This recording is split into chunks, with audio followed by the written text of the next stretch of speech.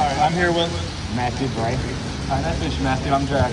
Um, So have you had any experiences with police brutality before? Yes, I have quite a few times. I've been walking down the street. They just stop me, harass me for no reason, just walking down the street for no reason. And I've been in trouble before, but still, I'm a calm, really relaxed person. I did some prison time, but it still is. I'm the person that come out and refresh myself. I'm trying to do good and everything my deeds. But you still want to come over, still want to pull me over and say, what you doing?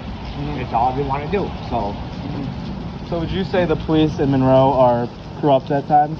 yes, they are. No matter what, even in county, the jail, inside the jail too.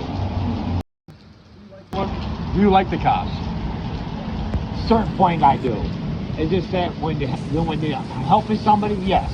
But if they're harassing somebody, no, I don't care about that situation because you guys are driving around, pick and choosing with people. I see the name and the faces on a piece of paper going around. You just go target that person for what reason at all? So Right. So do you think that you get profiled for maybe the way you look and they think you're up to no good? yes. Right. And that's not good. No, especially if you're raised and born down the east side, you know who you are. Right. So, and I've been down there. I've lived my whole life down there. So.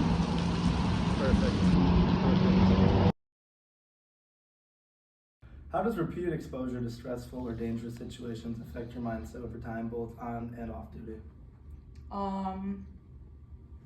That's a pretty good one. I would say that if you're not careful, the things that you deal with on this job, you would take home with you. So, if you're consistently dealing with stressful situations, that's going to go home with you.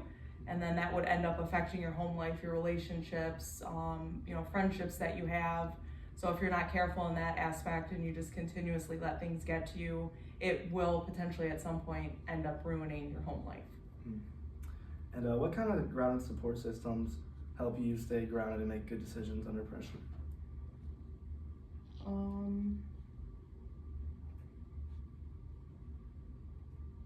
Are you talking about like support systems I have outside of work? Yeah, kind of like counseling, peers, family, stuff like that. So family is a big one. I come from a very large family, so anytime I notice if I'm having like a bad day at work and I need to talk about it, I will typically go to my fiance or, I have a couple of brothers that I'm really close with, so I'll lean on them quite a bit. I haven't had too much exposure to therapy, but I do talk quite a bit about things that I experience. And I think that that's a really big thing that a lot of officers don't do as often as they should, is they don't reach out when they need it. Yeah. And that can cause a lot of internal problems because you don't know how to handle, your everyday life. And then when you're coming in here, like everything just keeps piling on top of each other. And then eventually, you're going to find yourself in a situation that you don't want to be in mentally. Yeah. So as long as you talk about it, I think you'd be good. And I try to take advantage of that as much as possible. Perfect. All right. After a tough day on the job, how do you clear your head and come back to yourself mentally? I go to the gym. So I've been doing like a between of not CrossFit, but bodybuilding and powerlifting for about 10 years. And that is always my go-to. So I'll throw on headphones, and I'll go to the gym and I'll work off like any, anxiety or stress that I may have. And it is. Do you feel like officers are given enough support for their mental health, or is it something that still needs improvement? I think it's still something that needs improvement. There are resources out there for us in terms of like counseling, but I think that sometimes there can be a lot of shame in doing this job, mainly because we don't have a lot of support from the community.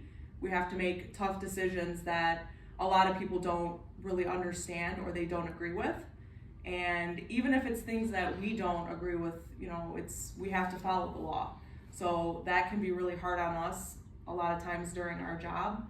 And, as long as you're willing to fall back on your family for that support, it's a good thing. But it's really difficult when you don't have the support of the community. How important is staying mentally balanced when it comes to making fair and just decisions in difficult situations?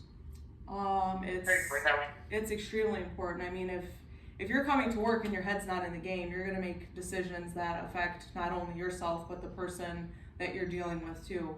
So, when I was in training, I was always told by my FTOs that if you are having a bad day and you feel that you need a day off for like mental stability or mental clarity, do not hesitate to take that day off, because that day alone can make the difference between, you know, life or death for us, or, you know, if we're violating somebody's rights.